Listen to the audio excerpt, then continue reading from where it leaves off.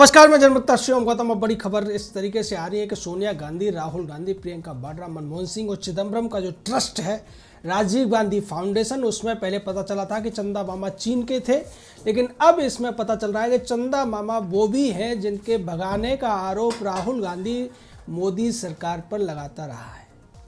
मैं बात कर रहा हूं मेहुल चोकसी की।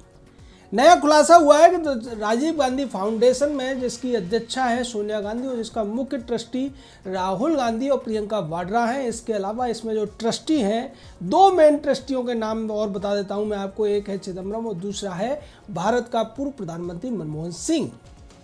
इस ट्रस्ट को मेहुल चोकसी की कंपनी नविराज एस्टेट्स ने 2014-15 में दान दिया। ये वही मेहुल चोकसी है जिसका वांजा नीरव मोदी है, और इन लोगों ने बैंकों को करीब 13,500 करोड़ रुपए का चूना लगाया था, और उसी के तहत इसके ऊपर एक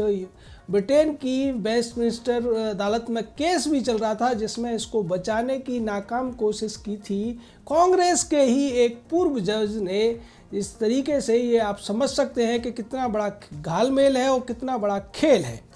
इस खेल में राहुल गांधी भी शामिल है, इस खेल में शामिल है सोनिया गांधी भी, प्रियंका वाड्रा भी, और इस खेल में प्रवीण थिप्से नाम का मुंबई उच्च न्यायालय का वो जज भी शामिल है, जिसने मेहुल चोकसी को बचाने के लिए झूठी गवाही दी थी और ये कहने की कोशिश की थी कि मेहुल चोकसी और नीरव मोदी ने जो अपराध किया है वो भारत में अपराध नहीं है, यानी कि भारत में वो ब्रीच ऑफ ट्रस्ट में नहीं आता है, इसलिए उन पर मामला नहीं बना। अब ये जो नविराज एस्टेट्स करके है, ये कंपनी है नीरव मोदी की, और इसके अलावा जब हमने इसकी पूरी खोज की तो एक और बड़ी बात जो आई, जिसको कम ही टीवी चैनलों पर चर्चा के दौरान बताया जाता है कि नविराज एस्टेट का जो रजिस्ट्रेशन जिस पते पर है उसमें सबसे पहले तो डायरेक्टर के तौर पर मेहुल चीनूभाई चोकसी है, और इसका डायरेक्टर आइडेंटिफिकेशन नंबर है 000600099। और इसके अलावा इस कंपनी के जो एड्रेस दिया गया है उसी एड्रेस पर और कंपनियां भी रजिस्टर्ड हैं, और आप जिन कंपनियों के नाम इस पर रजिस्टर्ड हैं उनका पूरी संख्या सुनेंगे तो आपको और एक झटका लगेगा। इस अकेले पते पर, जिसको कि A15 first floor 15A 15B super वाला state, Tata road number 2, Roxy cinema, opera house, Girgaon, Mumbai, और इस पर रजिस्टर्ड है करीब 5,685 कंपनियां, और ये सभी कंपनियां अब आप समझ सकते हैं मेहुल चोकसी और नीरव मोदी की थी, जिनके माध्यम से इन्होंने पंजाब नेशनल बैंक और बाकी बैंकों को करीब 13,500 करोड़ रुपए का चूना लगा दिया था। और उस चूना लगाने के पीछे था राहुल गांधी, सोनिया गांधी, प्रियंका वाड्रा का नेहरू गांधी खानदान, जो एक फोन बैंकिंग घोटाला हुआ करता था, उसी के तहत ये सब मामले हुए थे। और यही वजह थी कि मेहुल चोकसी की कंपनी सोनिया गांधी के एनजीओ में पैसा देती है। ये वही एनजीओ है जिसको विदेशी दूतावास पैसा देते हैं, जिसको चीनी दूतावास पैसा देता है, जिसको चीन की सरकार पैसा देती है, और तो और चीन की एक ऐसा संगठन जो कि दूसरे देशों में जासूसी कराने का आरोपी है, जिसके ऊपर तमाम आरोप लगे हैं। और इसको लेकर अमेरिका ने भी कहा था कि इस संगठन का जो संबंध है वो सीधे तौर पर जासूसी कराने का काम करता है। ये संगठन, और इसका नाम है Chinese association for international friendly contact, यानी कि CAIFC। इसको अमेरिका ने अपने आप बैन कर दिया, और ये बताया है कि जो देश है चीन, जिनके साथ व्यापार करता है, संबंध रखता है, उनमें ये संगठन जासूसी कराता है, और जो देश के राष्ट्रवादी लोग होते हैं उनके खिलाफ लोगों को भड़काने का काम करता है, चीनी कम्युनिस्ट पार्टी को मजबूत बनाने का काम करता है, चीन के पक्ष में हवा बनाने का काम करता है। और यही वजह थी कि CAIFC ने राजीव गांधी फाउंडेशन को पैसा दिया, जिसके बाद कांग्रेस पार्टी और चीनी कम्युनिस्ट पार्टी के बीच में एक समझौता हुआ, और उस समझौते के बाद भारत और चीन के बीच में जो व्यापार था उसको लगभग मुक्त व्यापार की श्रेणी तक ले जाने की कोशिश की जा रही थी। इसका खामियाजा भारत सरकार को भुगतना पड़ा। लेकिन लौट के फिर से मेहुल चोकसी पर आते हैं और मेहुल चोकसी को बचाने के लिए प्रवीण थिप्से नाम के इस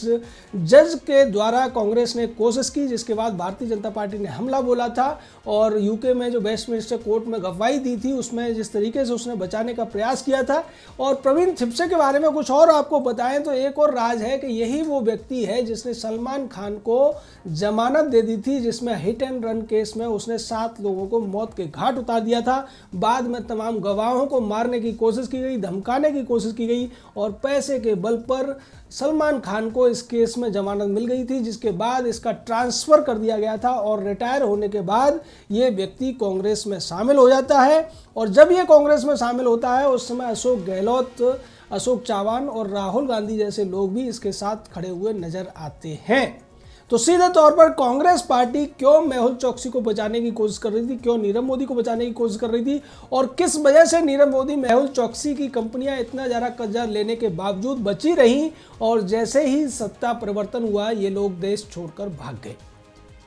कांग्रेस पार्टी का युवराज इस बात को लेकर भारतीय जनता पार्टी की सरकार पर, मोदी पर आरोप लगाता रहा है कि मोदी ने अपने छोटे मोदी को भगा दिया है, तमाम लोगों को भगा दिया है, विजय माल्या को भगा दिया है और इसके पीछे इनकी मंशा ये है कि उन लोगों को इन्होंने मदद की है। जबकि अब हकीकत धीरे धीरे करके सामने आ रही है। भारत में सोशल मीडिया अब आया है, उससे पहले जिस तरीके का मीडिया था वो बिक जाया करता था और पैसे लेकर तमाम पत्रकार सच को झूठ और झूठ को सच बनाने की कोशिश करते थे, सच्ची खबरों को छुपाने की कोशिश करते थे, जिसका खुलासा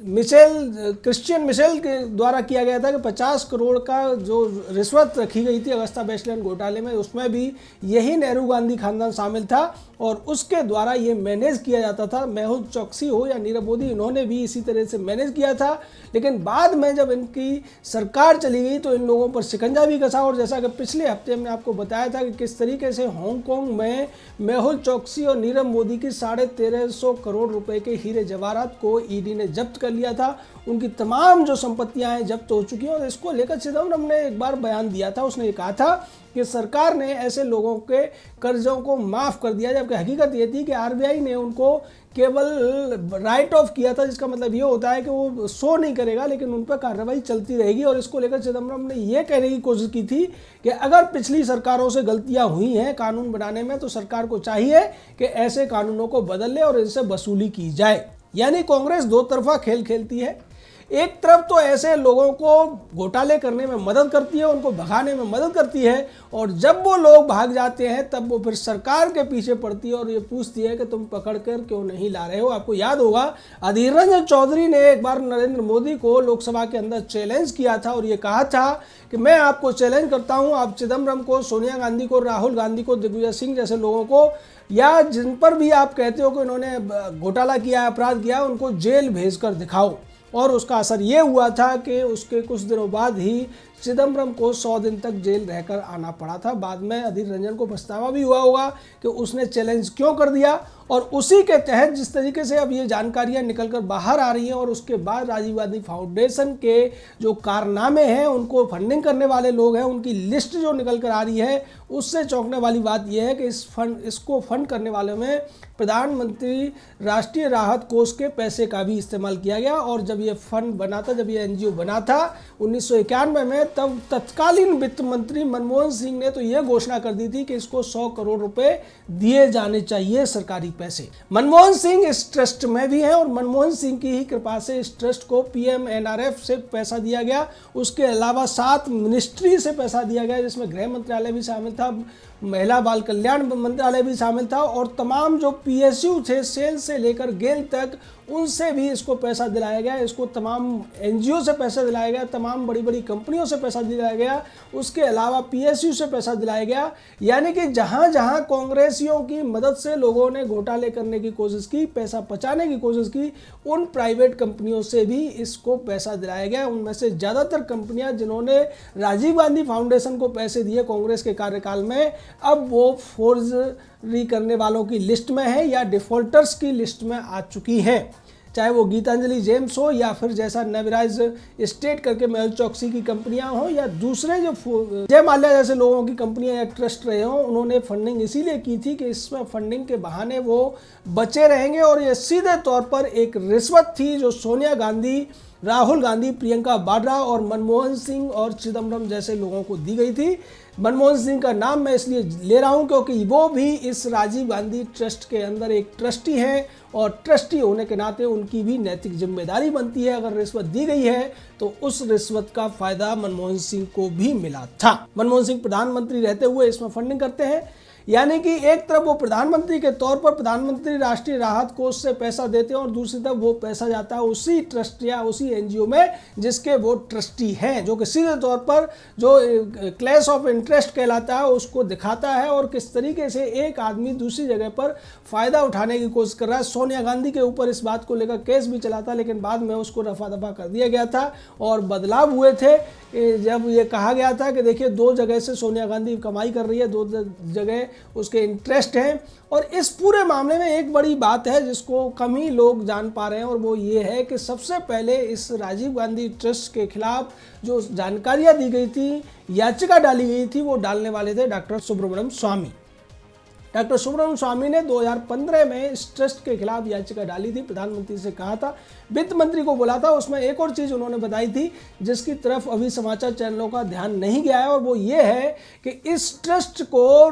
कांग्रेस पार्टी ने जो पैसा अपना कार्यालय बनाने के लिए मिला था उस पैसे के इस्तेमाल से इस ट्रस्ट का भवन बनाया गया रायसीना रोड पर, यानी कि राजीव गांधी फाउंडेशन के लिए वहां पर बिल्डिंग बनाई गई। और इसको लेकर डॉक्टर सुब्रमण्यम स्वामी ने सवाल उठाया। उन्होंने कहा कि कैसे एक पॉलिटिकल पार्टी के लिए जो चंदा आता है वो प्राइवेट ट्रस्ट में लगा दिया जाता है, उसकी बिल्डिंग बना दी जाती है, जबकि वो प्राइवेट ट्रस्ट का पब्लिक से कोई लेना देना नहीं है। पब्लिक जो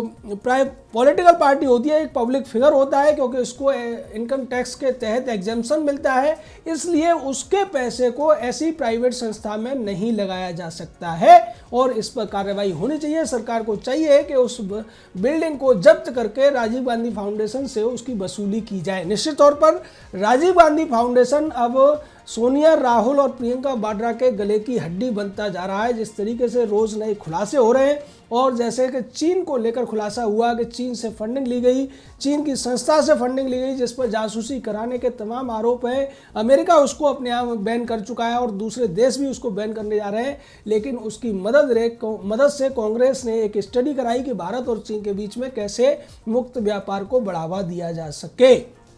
तो सीधे तौर पर ये जो सारे खुलासे हो रहे हैं उससे स्पष्ट हो जाता है कि सोनिया का पूरा परिवार देश के खिलाफ जाकर देश के ऐसे घोटालेबाजों को बचाने की कोशिश कर रहा था, ऐसे गद्दारों को बचाने की कोशिश कर रहा था और तो और चीन जैसे दुश्मन देशों को फायदा पहुंचाने की कोशिश कर रहा था, क्योंकि ये सभी उसके एनजीओ में पैसा दे रहे थे और ये मोटी रकम कहाँ खर्च हो रही थी अब आप अंदाजा लगा सकते हैं। क्योंकि जिस तरीके से रॉबर्ट वड्रा ने जमीन घोटाले किए, राहुल गांधी और सोनिया ने नेशनल हेराल्ड का घोटाला किया, उसके अलावा ये जिस तरीके से कमीशन या दलाली का पैसा ये अपने एनजीओ में लेते थे, उससे सीधे तौर पर देश को एक बड़ा चूना लगाने का काम करते थे, जिसके लिए अब इनको जेल ही जाना पड़ेगा। क्योंकि ये सारी बातें अब सामने आने के बाद में इनके पास जवाब देने के लिए कुछ नहीं है और इसी वजह से कांग्रेस अब कुतर करने लगी है। कांग्रेस ये कहने लगी है, कांग्रेस की तरफ से कहा जा रहा है कि अगर ऐसा हुआ भी है तो फिर इसमें आप हमसे पैसा वापस ले लीजिए, लेकिन चीन ने जो कुछ भारत के साथ किया उसका पहले जवाब दीजिए। यानी कि ये अपने अपराधों का, अपने कुकर्मों का